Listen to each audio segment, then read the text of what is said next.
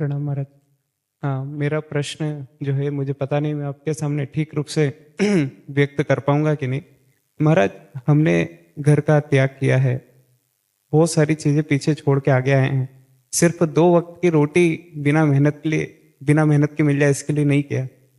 हम जो साधना कर रहे हैं, जो साधन मार्ग में चल रहे हैं एक साधक के रूप में, कभी कभी ऐसी परिस्थिति आती है कि समझ में नहीं आता है कि क्या ढोंग चल रहा है जीवन में, या फिर यही साधक की स्थिति होती है। उसमें थर्मामीटर लगा के देखना चाहिए। जैसे बुखार है कि स्वस्थ है, थर्मामीटर से पता चलता है ना। तो अपना जो थर्मामीटर है वो हम अपने अंदर ही डालकर देखें कि चल रहा है कि नहीं। महाप्रभु चैतन्य देव जी ने कहा कि तृणादपि सुनीचेन,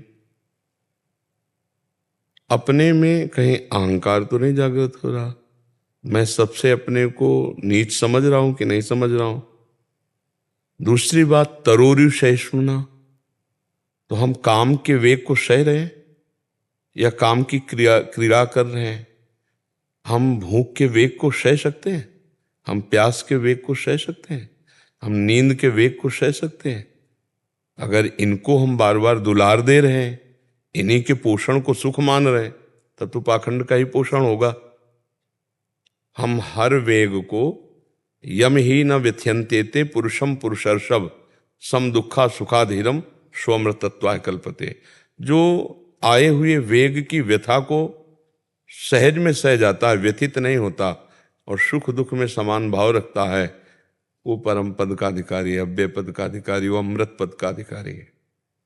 मात्रा स्पर्शास्तु कौन्ते शीतोष्ण सुख दुखदा आगमा पाइनो अनित्यास्तास्तितिक्षस्व भारत। मैं भगवान की इस आज्ञा का पालन कर रहा हूं कि नहीं। आए हुए वेगों को शांत करने के लिए भजन बल का प्रयोग करता हूं या भोगों का प्रयोग करता हूं।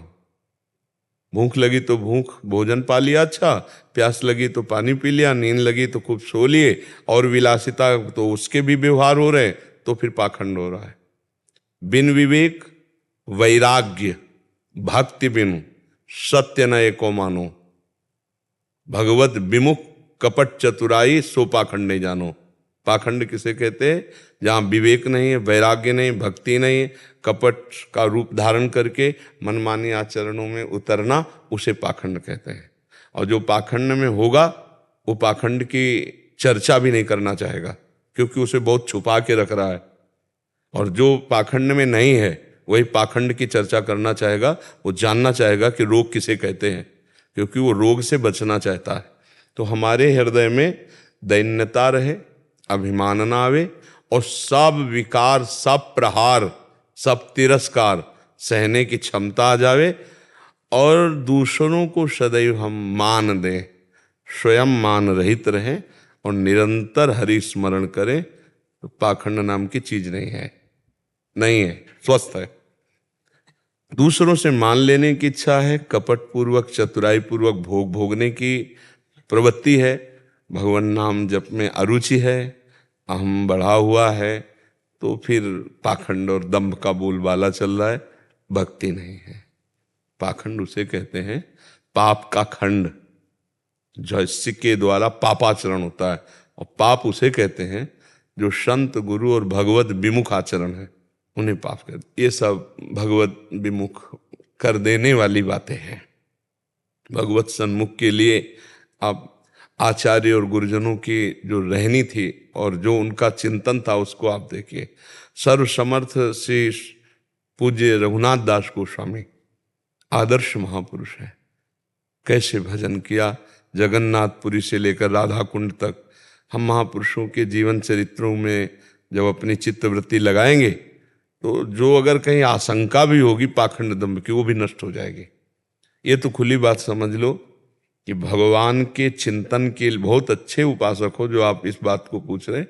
भगवान के चिंतन के लिए हमने सब कुछ छोड़ा है। अब हमारा कोई कर्तव्य नहीं, एक ही कर्तव्य है, निरंतर भगवान में स्थित रहना। वो ठाकुर सेवा करके, ग्रंथों का स्वाध्याय करके, संत सेवा करके, नाम कीर्तन करके, वो ये सब हो सकते हैं अभ्यास, लेकिन हमारा लक्ष्य क्या है? निरंतर कृष्णाकार वृत्ति, मुरारी पादार्पित चित्त वृत्ति। अब हम लोग फिर व्यवहार में भूल जाते हैं। ठाकुर जी को भोग लगा, अच्छा अच्छा पदार्थ पाया, भगवत विस्मरण, और फिर जब वेग आएंगे तो भजन है नहीं तो सह नहीं पाएंगे। फिर वेगों की पूर्ति करनी, और वेगों की पूर्ति हुई तो बस हो गया पाखंड। निवृत्ति का बोर्ड लगाए हैं और प्रवृत्ति के हर आचरण है तो पाखंड नहीं हो गया जी। निवृत्ति मतलब निवृत्ति। आप आचार्यों के, गुरुजनों के पावन चरित्रों को पढ़ करके देखिए, निवृत्ति मतलब निवृत्ति। तो हमारी निवृत्ति परक वेशभूषा है, तो आंतरिक भी निवृत्ति परक ही वृत्ति रहनी चाहिए।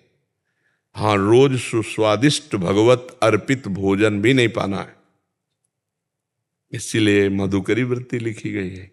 कभी वो मिल गया स्वादिष्ट तो कभी रूखा सूखा, और कभी कभी नहीं भी मिला तो 24 घंटे कुछ नहीं पाया। तो हमारा अभ्यास तो पुष्ट हो रहा है कि हम दुख में भी भजन कर सकते हैं। जैसे भूख से व्याकुल हैं, 2 दिन हो गए, 3 दिन हो गए, और हमारा बराबर भजन चल रहा, तो हमारा अभ्यास बहुत पुष्ट हो रहा है। कभी छक के भोजन, कभी भूखे रह करके, कभी थोड़ा पा करके, कभी बहुत सुविधाजनक स्थान पे बैठ के, कभी एकांत निर्जन असुविधाजनक स्थान पे। तो उससे क्या हुआ, भजन हमारा अभ्यास हर जगह पुष्ट हो गया। तो भजन, और भजन ही सार है, हर समय चित्त वृत्ति में श्री कृष्ण बसे रहे, यही निवृत्ति है। अगर इस श्री कृष्ण को भूले तो फिर वो हमारी प्रवृत्ति ले डूबेगी कहीं ना कहीं। श्री कृष्ण भजन छूटा तो प्रवृत्ति ले डालेगी, पक्का ले डालेगी, कहीं फंसा देगी। और फंसने में तो अच्छा लगता है, लेकिन फंसने के बाद जो फांसी लगती है वो अंदर से जलेगा, क्योंकि आप निवृत्ति परक हो। या हाय हाय मच जाएगा, और वो फांसी आपको छोड़ेगी नहीं। जिस फांसी में आपने सुख बुद्धि की, वो फांसी नहीं छोड़ेगी। मतलब जीवन का परिणाम बहुत ही दर्दनाक होता है जो निवृत्ति से दंभ पाखंड करके प्रवृत्ति का भोग करते हैं। इसलिए बिल्कुल वो कोशिश करे भगवान के आश्रय से कि जैसी चदरिया दी वैसी की वैसी रख दी, गंदी नहीं की। नहीं, चदरिया झीनी रे झीनी, जैसी की तैसी दर। ये जीवन अब प्रभु का धरोहर है, अब आप इसे भोग नहीं सकते। प्रभु का धरोहर, बस इसको जिलाइए, इसको रखे रहिए जब तक रख रहे हैं। ऐसे रखना है इसको, जिलाना है इसको, ना इसे तगड़ा करना है खा के, ना इसको सुखाना है, जिलाना है। जितना जैसा दिया वैसे वापस, चदरिया जैसी की तैसी धर दीनी। तो मिताहार, भोग नहीं, पवित्र जीवन, शांत जीवन और अकिंचन जीवन। और जब तक भगवत प्राप्ति न हो जाए तो प्रचार प्रसार के भी चक्कर में न पड़े। अगर सच्चाई की बात समझनी है तो अगर भगवत प्राप्ति नहीं हुई, भगवत प्राप्ति जिधर्म दृष्टि डालें कृष्ण ही कृष्ण, वासुदेव स्वरमिति, अंदर कृष्णाकार वृत्ति, कोई इच्छा नहीं, वो तो अपने को पता चलता है ना। तब फिर अपने आप प्रचार होने लगेगा आपके चरणों में। जैसे कमल खिलता है तो भंवरे गुंजार करने लगते हैं, ऐसे भक्तजन अपने आप घेर लेंगे। पर जब तक भगवत प्राप्ति नहीं होती तब तक प्रचार प्रसार के चक्कर में नहीं तो हम जहाँ प्रचार करने जाते हैं वहाँ प्रसार है माया का, और हमारी स्थिति मायातीत है नहीं, माया विजय ही नहीं, वो घसीट लेंगे। जैसे हम किसी डूबे हुए को निकालने जाएं और अच्छे तैराक नहीं है तो वो डूबने वाला पहला काम करता है निकालने वाले को डुबाना, क्योंकि वो सांस लेना चाहता है ना।